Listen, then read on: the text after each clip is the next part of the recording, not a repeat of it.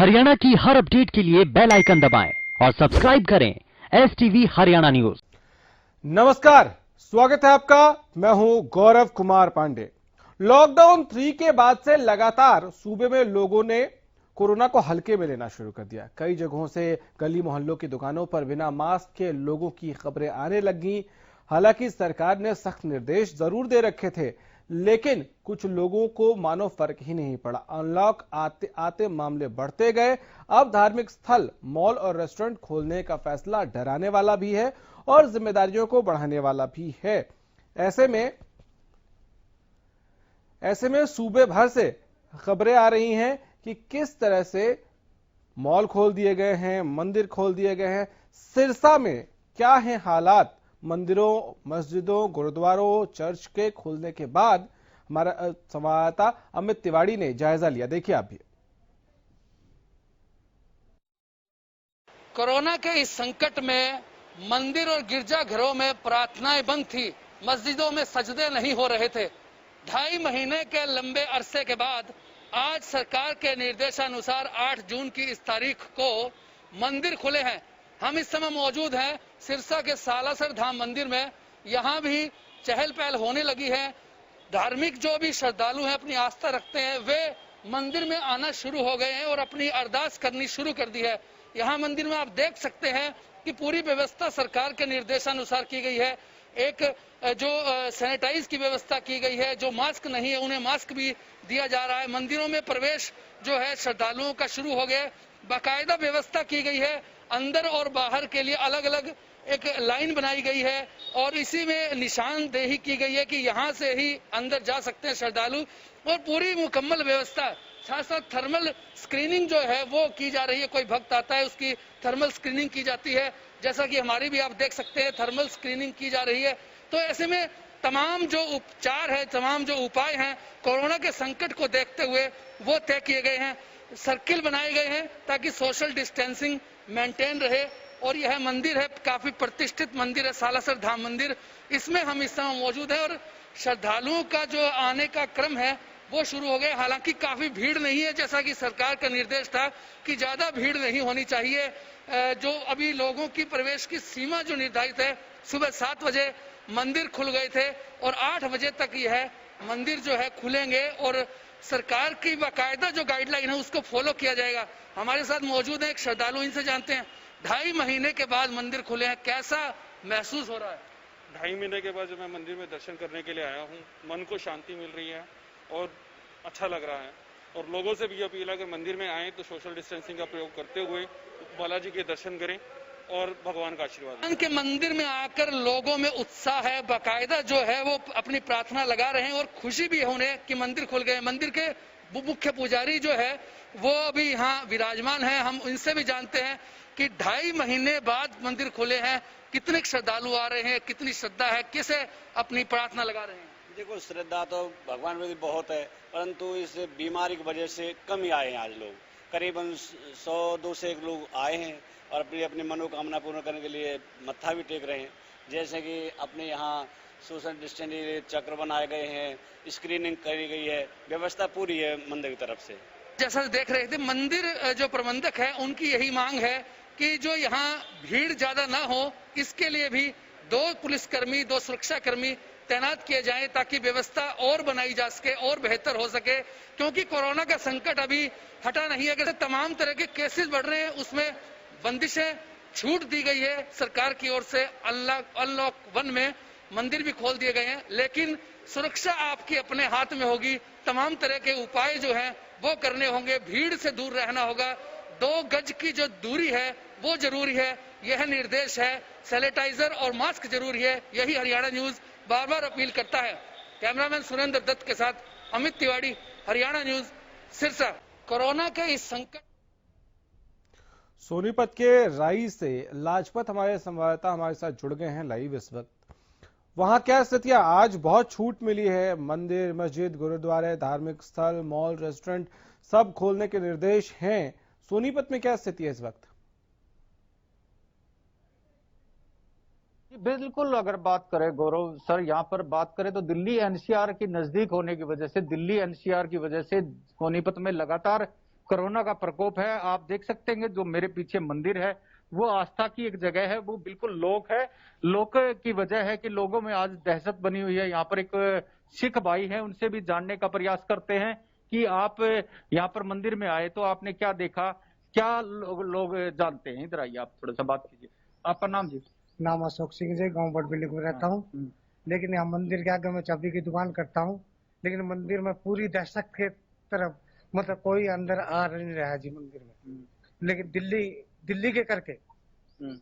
दिल्ली करके मतलब मुन्नू देख लो, हमारे गांव में क्या पूरे यहाँ पर पूरे हरियाणा में सोनीपत जिले में और लॉकडाउन देख लो, पब्लिक कोई दिखाई नहीं दे रही जी हमें। ठीक है लाजपत, एक बात बताइए, सोनीपत में रेस्टोरेंट्स और मॉल खुले हैं कि नहीं? लोग जी बिल्कुल, अगर रेस्टोरेंट की बात करें, मॉल की बात करें, खुले हैं, इक्का दुक्का खुले हैं। लेकिन वहां पर दिल्ली जो अगर बात करें तो देश का सबसे बड़ा हाईवे जिस पर 44 पर 3 मॉल लगते हैं, TDI, पार्कर और मैकडी, तीनों खाली है, बिल्कुल खाली। की वजह यह है कि दिल्ली से जो आवागमन था, अगर बात करें तो बिल्कुल नजदीक है। यहाँ से कुल 35 किलोमीटर बस अड्डा पड़ता है और बस अड्डे के बिल्कुल नजदीक बात करें तो दिल्ली नजदीक है। तो ऐसे में शॉपिंग के लिए काफी यहाँ पर दिल्ली से आते थे। लेकिन एक चीज और बताइए लाजपत, मूर्थल पास ही है और अक्सर लोग वहां जाया करते थे, वहां क्या स्थिति, वहां खुले कि नहीं खुले रेस्टोरेंट्स और ढाबे? जी बिल्कुल, मूर्थल के ढाबे पूरे देश और हरियाणा में प्रसिद्ध हैं। लेकिन आज बात करें तो मूर्थल के जो जायजा था, जो परांठे खाने आते थे, जो परांठे के नाम से फेमस है, लेकिन वहां पर भी दहशत बनी हुई है। कुछ लोगों ने परमिशन जरूर ली है सरकार की तरफ से, और उनको भी ये परमिशन सिर्फ आप पैक करके दे सकते हैं ताकि भीड़ ना बने। लेकिन कुछ ढाबों ने परमिशन ली है क्योंकि दहशत इतनी ज्यादा है कि ढाबे भी बंद पड़े हैं। कुछ जो इक्का दुक्का खुले हैं वो सिर्फ फॉर्मेलिटी के लिए खुले हैं और लोगों को पैकिंग। ठीक है, शुक्रिया लाजपत आपका, लगातार शुक्रिया आपका। अब गुरुग्राम की तरफ रुख करते हैं। मनोज वशिष्ठ हमारे संवाददाता जुड़े हैं। मनोज, में हालांकि आदेश नहीं है इस वक्त रेस्टोरेंट्स, मॉल और धार्मिक स्थल खोलने के, लेकिन मामले बहुत तेजी से बढ़े हैं। इस वक्त क्या हालात हैं?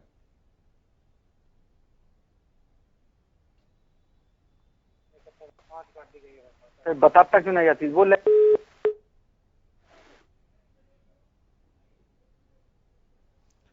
मनोज, अगर आपको आवाज मिल रही है तो बताएं, गुरुग्राम में क्या स्थिति है इस वक्त?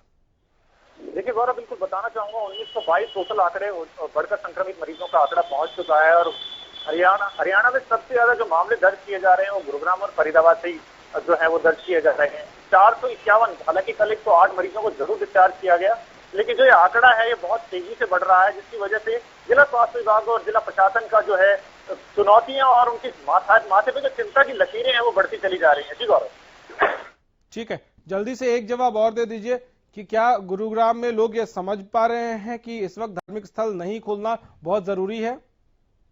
देखिए, हमारी बिल्कुल पूजा घर में जो मंदिर है उनके पुजारियों से बात हुई, वो जो संचालन कर रहे हैं उनसे बात हुई, उनका साफ तौर पर ये जो निर्णय राज्य सरकार की तरफ से लिया गया, बेशक मंदिरों को बंद करने का आदेश जरूर दिया गया, लेकिन ये काफी प्रशंसनीय है, क्योंकि जिस तेजी से गुरुग्राम में मामले बढ़ते चले जा रहे हैं, तो कहीं ना कहीं ये और जो विस्फोटक स्थिति जो है वो पैदा हो सकती थी, जिसको देखते हुए राज्य सरकार ने ये फैसला लिया है कि अभी फिलहाल मॉल्स और मंदिरों को बंद रखा जाए। जी गौरव। चलिए, बहुत शुक्रिया मनोज आपका। तो गुरुग्राम से हाल बता रहे थे मनोज वशिष्ठ। हालांकि धार्मिक स्थल, मॉल, रेस्टोरेंट सब खुल गए हैं पूरे प्रदेश में, फरीदाबाद और गुरुग्राम को छोड़कर, लेकिन इनके खुलने से चुनौतियां भी बहुत ज्यादा बढ़ गई हैं। ये रिपोर्ट देखिए। एक तरफ मामले तेजी से बढ़ रहे, दूसरी तरफ मंदिर, मस्जिद खुल रहे।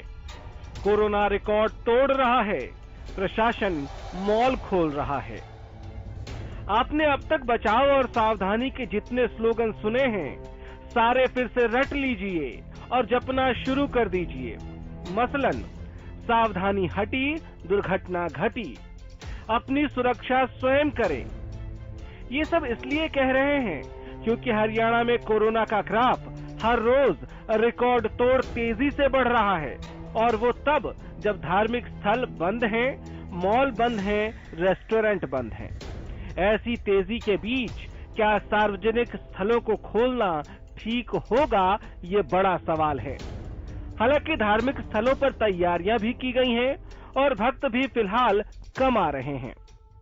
72 दिनों के लॉकडाउन के बाद आज 8 जून को सरकार की तरफ से पूरे देश को अनलॉक करने का फैसला लिया गया है। इसी कड़ी के अंदर फतेहाबाद के अंदर भी अनलॉक का जो है असर होता नजर आ रहा है। फतेहाबाद के अंदर तमाम जो मंदिर, गुरुद्वारा, चर्च और धार्मिक स्थल थे वो भी खोल दिए गए हैं। अभी हम खड़े हैं फतेहाबाद के प्राचीन और प्रतिष्ठित मंदिर श्री दुर्गा मंदिर में। यहाँ पर भी जो है मंदिर को पूरी तरह श्रद्धालुओं के लिए खोला गया है। साथ में यहाँ पे सरकार द्वारा जारी की गई गाइडलाइंस का भी भरपूर जो है वो पालना की जा रही है। चाहे यहाँ पे सैनिटाइजेशन की बात हो, चाहे थर्मल स्कैनिंग की बात हो या फिर सोशल डिस्टेंसिंग की बात हो, यहाँ तमाम जो गाइडलाइंस सरकार की तरफ से जारी की गई हैं उनकी पालना की जा रही है। आप मेरे पीछे देख पा रहे होंगे किस प्रकार से जो मंदिर के अंदर बैरिकेटिंग भी की गई है और ऐसी व्यवस्था ही की गई है कि श्रद्धालु जो सीधे तौर पर मूर्तियों तक ना पहुंच पाएं और एक सोशल डिस्टेंसिंग बनाते हुए ही मंदिर में पहुंचे। सरकार की तरफ से जो गाइडलाइंस है, चाहे वो मंदिर के घंटे को लेकर के है, मंदिर के घंटे को भी कवर किया गया है ताकि श्रद्धालु उसको भी ना छू पाएं। ऐसी तमाम जो औपचारिकताएं हैं और तमाम जो सुरक्षात्मक जो है वो चीजें हैं वो उनको पूरी तरह से पालना कर ली गई है और यहाँ पर श्रद्धालुओं का आना भी शुरू हो गया है। देखिए, कोरोना के संक्रमण के बीच में सरकार ने जो है मंदिर और धार्मिक संस्थान खोलने का जो फैसला लिया है, उसके बाद मंदिरों में पूरी व्यवस्था के बाद जो है श्रद्धालु जुड़ना शुरू हो गए हैं। अभी हम खड़े हैं श्री देवी को भद्रकाली मंदिर में। अब सुबह मंदिर खुला है, उसके बाद जो है मंदिर प्रशासन की तरफ से पूरी तैयारियां हैं। आने जाने वालों का टेम्परेचर चेक किया जा रहा है और सैनिटाइज करने के बाद ही जो है मंदिर में लोगों को आने दिया जा रहा है। अब से पहले मंदिरों में जो है वो खासी भीड़ नजर आती थी, पर अब जो है श्रद्धालु जो है वो भी सोच समझ कर मंदिर में आ रहे हैं और अपनी पूरी सुरक्षा का ध्यान रख रहे हैं। हालांकि एक तरह से अगर मंदिर प्रशासन की तरफ से बात की जाए तो मंदिर प्रशासन ने अपनी तरफ से पूरे पुख्ता इंतजाम किए हैं और लोगों से बार बार अपील भी की जा रही है कि भीड़ इकट्ठा ना करें और छोटे बच्चों को और बूढ़े बुजुर्गों को जो है वो मंदिर में लेकर ना आए। बहरहाल सुरक्षा के इंतजामों को देखते हुए मंदिरों को खोलना जो है अब धीरे धीरे भक्तों को रास आने लगा है, पर भगत जन जिस तरह से माता के दर्शन करते थे उस तरह से उन्हें दर्शन नहीं हो पा रहे हैं। कहीं ना कहीं इस बात का मलाल जो है वो भक्तों को दिल में साफ दिखाई देता है। केंद्र सरकार ने 8 जून यानी आज से मंदिर, मस्जिद, गुरुद्वारे खोलने की अनुमति दे दी है, लेकिन अभी हम रोहतक की बात करें तो लगभग 400 साल पुराना ये रोहतक का मंदिर है जिसको शीतला माता मंदिर के नाम से जाना जाता है। यहाँ पर जो है जो मंदिर के पुजारी हैं, जो यहाँ के संरक्षक हैं, उनका साफ तौर पे कहना है कि किसी भी प्रकार से सोशल डिस्टेंसिंग का इस्तेमाल नहीं हो सकता, क्योंकि मंदिर के अंदर ज़्यादा से ज़्यादा भीड़ आएगी तो ऐसे में सोशल डिस्टेंसिंग का पालना कैसे की जा सकती है। तो ऐसे में मंदिर के जो महंत हैं उन्होंने जिला उपायुक्त को बाकायदा एक लिखित में पत्र दे करके ये कहा है कि मंदिर को जो है 1 महीने के लिए बंद किया जाए। हमारे साथ मंदिर के जो महंत हैं थानेश्वर जी, वो हमारे साथ मौजूद हैं। आइए उन्हीं से जानते हैं कि आखिर उन्होंने ये कदम क्यों उठाया कि 1 महीने के लिए मंदिर को और बंद किया जाए। थानेश्वर जी, आपने मंदिर को बंद करने के लिए बोला है, क्यों कहा आपने? मैंने मंदिर बंद करने के लिए इसलिए बोला है कि हमारी जो समाज है, हमारे जो दर्शनार्थी आते हैं वो सुरक्षित रहेंगे तो आगे भी मंदिर में मत्था टेकने आ सकते हैं। कि रोहतक में आज 1 हफ्ते से ज़्यादा मरीज बढ़ गए हैं, कोरोना का प्रकोप ज़्यादा है, इसलिए हमने सब मंदिर समिति ने फैसला किया है कि 1 महीने के लिए और हम मंदिर बंद कर देंगे, क्योंकि हमारे यहाँ मेला लगता है 7 मास में, तो उसमें श्रद्धालु आते हैं गाँव देहात से और बहुत भीड़ होती है। इसलिए हमने ये निर्णय लिया और डीसी साहब को पत्र लिख के दिया है कि हम 1 महीना और मंदिर को बंद रखेंगे। जान है तो जहान है, सबसे बड़े जरूरी है। इंसान अगर जीवित रहेगा तो दोबारा मंदिर में आ जाएगा।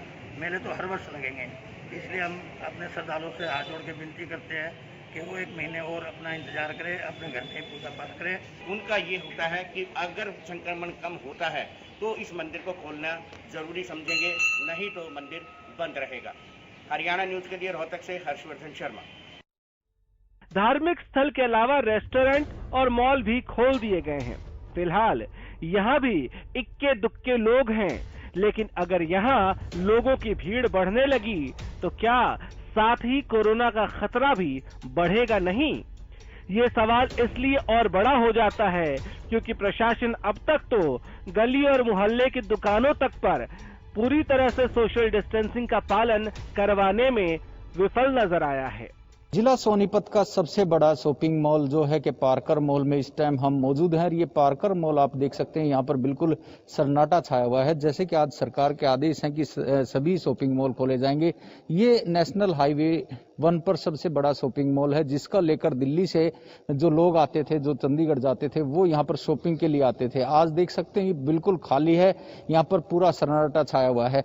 ऐसे में दुकानदारों में दहशत बनी हुई है, जो कस्टमर हैं उनमें दहशत बनी हुई है। कोरोना का पूरा प्रकोप है। जिला सोनीपत नजदीक दिल्ली होने की वजह से शॉपिंग मॉल बिल्कुल खाली हैं। आंकड़े हरियाणा में डराने लगे हैं, सवाल उठाने लगे हैं। सवाल ये भी कि लॉकडाउन में अगर मामले कम नहीं हुए तो अनलॉक में क्या सब कुछ भगवान भरोसे नहीं हो जाएगा। Bureau report, Haryana news.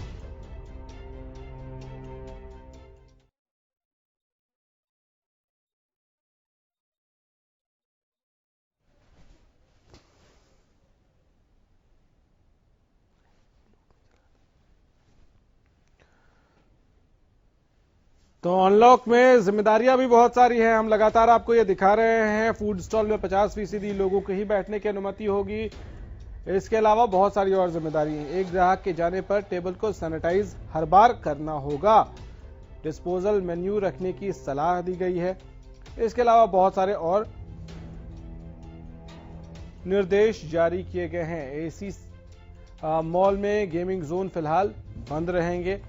तो कोशिश ये है कि सतर्कता बरती जाए, लेकिन जिम्मेदारियों के साथ साथ सवाल भी बहुत सारे आते हैं कि जब अनलॉक नहीं हुआ था और जब ये धार्मिक स्थल, मॉल, रेस्तरां ये नहीं खोले गए थे, तब मामले जिस तेजी से बढ़े हैं, उसके बाद क्या मॉल और मंदिर ये खोले जाने चाहिए या नहीं खोले जाने चाहिए। डॉक्टर पंकज वत्स पूर्व महानिदेशक हैं स्वास्थ्य सेवाएं हरियाणा, हमारे साथ इस वक्त जुड़ गए हैं।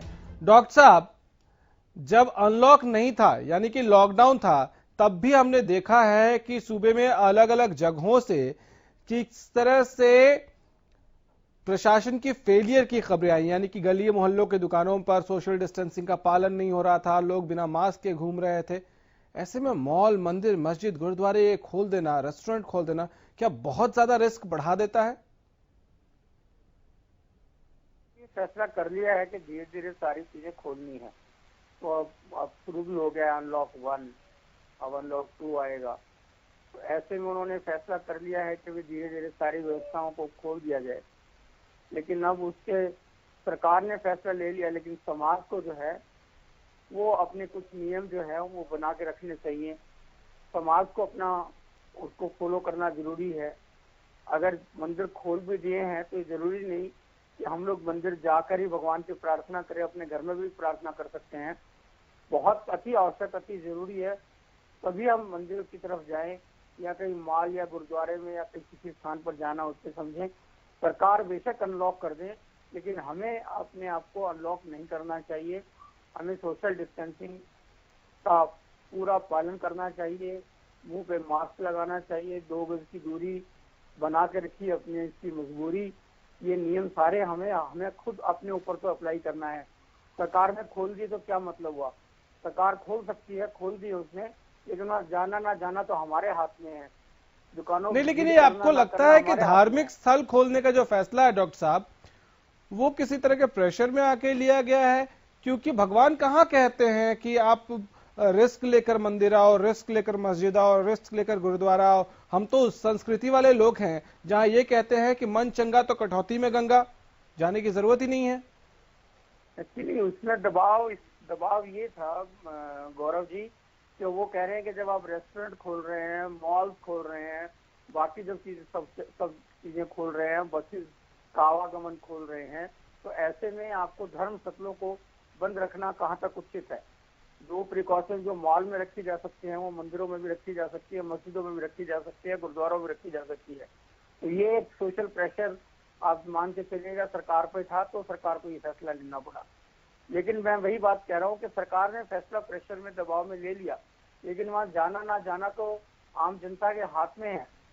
अगर जरूरी समझे तो जाए, वरना नहीं जाए।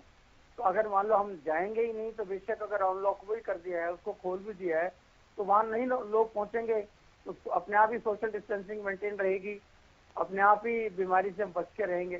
तो बेशक सरकार ने अनलॉक कर दिया है, लेकिन जनता को अपने आप को अनलॉक नहीं करना चाहिए, जनता को ठीक है सर। लेकिन एक आखिरी सवाल का जवाब दीजिए कि क्या ये बहुत बड़ी चुनौती होगी प्रशासन के सामने भी, मंदिर प्रशासन के सामने भी, मॉल प्रबंधन के सामने भी, कि उस देश में जहां लॉकडाउन के दौरान भी हमने देखा है लोगों को मास्क के बिना घूमते हुए, जहां हम जानते हैं कि अगर बिना हेलमेट की गाड़ी चला रहे हैं आप बाइक और दुर्घटना हो जाती तो हमारी मौत हो सकती है, जहां बिना सीट बेल्ट के चलना हम जानते हैं खतरनाक है, लेकिन हम सिर्फ इसलिए करते हैं क्योंकि चालान न कट जाए।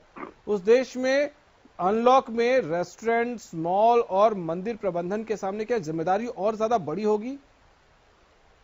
स्वाभाविक रूप से जिम्मेवारी ज्यादा बढ़ेगी, इसमें कोई शक नहीं है, लेकिन फिर भी ऐसा एक्सपेक्ट करते हैं कि मॉल, मंदिर और इसमें व्यवस्था में लगे हुए लोग जो हैं वो पूरा सोशल डिस्टेंसिंग का मेंटेन करने की कोशिश करेंगे। जैसा कि टीवी के माध्यम से दिखाया जा रहा है कि प्रबंधन कमेटियां इसके बारे में पूरी तरह से सजग हैं और पूरा ध्यान रख रही है। अभी तो ये आज शुरुआत है, सवाल ये आएगा कि जब ये भीड़ बढ़ेगी तो कितना पालन इसका हो पाएगा। तभी मैंने कहा कि बेशक सरकार ने अनलॉक कर दिया है, जनता को इसको अनलॉक नहीं करना चाहिए। अभी गुरुद्वारा जहाँ बहुत बड़ी मजबूरी है, कोई इस तरह की आवश्यकता है जिसके कारण आपको जाना पड़े तभी जाएं, अन्यथा अपने घर से ही अपनी प्रार्थना जो है वो अपने भगवान तक पहुंचाए, यही ज्यादा उचित रहेगा। सरकार ने अनलॉक कर दिया है, प्रबंधक कमेटी भी सारी व्यवस्थाएं करेंगी, लेकिन अगर भीड़ वहां पर इकट्ठी हो गई तो वो समस्या पूर्ण हमारे लिए हितकारी नहीं होंगी। डॉक्टर साहब बहुत शुक्रिया आपका हमारे साथ जुड़ने के लिए और ये तमाम जानकारियां हमारे साथ साझा करने के लिए। तो जिम्मेदारी मॉल की भी बढ़ गई है, जिम्मेदारी मंदिर प्रबंधन की भी बढ़ गई है, जिम्मेदारी धार्मिक स्थलों के प्रशासनिक जो लोग हैं वहां उनकी भी बढ़ गई है, लेकिन आपकी भी जिम्मेदारी बढ़ गई है। अगर जरूरी ना हो तो ऐसी जगहों पर, सार्वजनिक जगहों पर ना जाएं तो सारे प्रिकॉशंस के साथ। फिलहाल इतना ही, इजाजत दीजिए, नमस्कार।